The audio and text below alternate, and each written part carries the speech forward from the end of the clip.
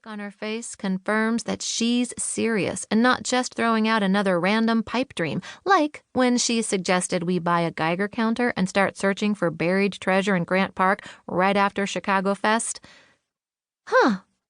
I never thought we'd leave our current digs. The idea is kind of appealing. I'm in, I tell her, not once considering there might be a turd in the punch bowl, as my grandma Shirley used to say. Within a few short months, I would learn that life isn't like the movies where you can go from rags to riches or white trash to white gloves in a matter of 2 hours and a box of tissue. No, sir.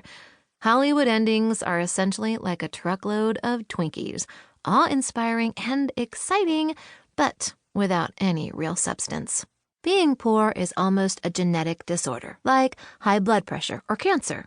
If those diseases are already in your family, the only way to avoid them is to work your butt off making positive changes. Otherwise, you're sunk. Mom and I optimistically prepare for the best without ever considering the worst.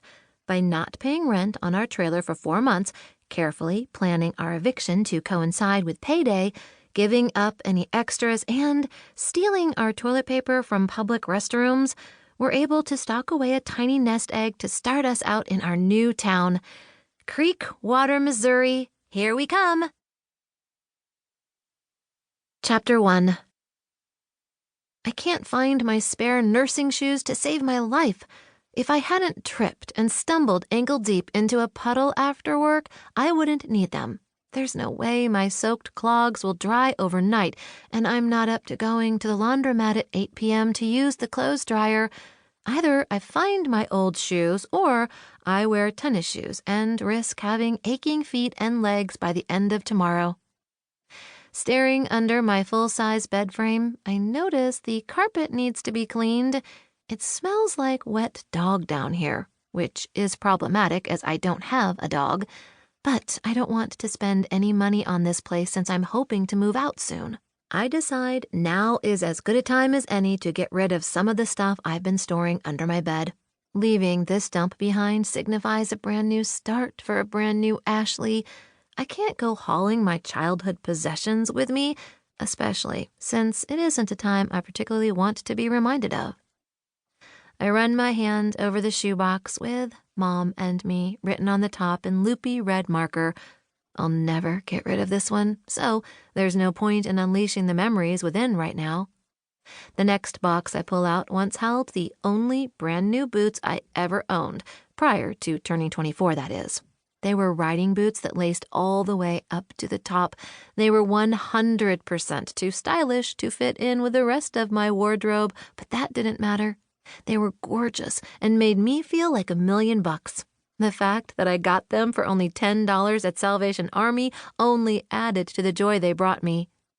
There are no markings on the lid, so I gingerly open the top like it might be housing a nest of live snakes. My breath catches in my throat when I see what's inside.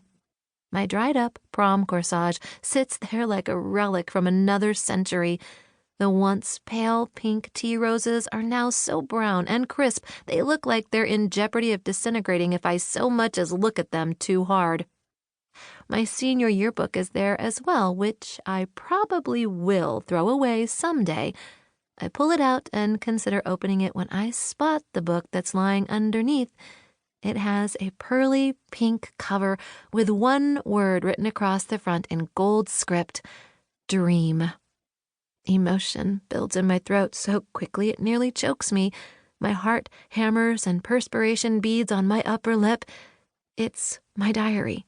Molly, named after the one and only Molly Ringwald. My mom gave it to me the Christmas we moved to Creekwater so I could document my new life. When she handed it to me, she said, "All things are possible, Ash.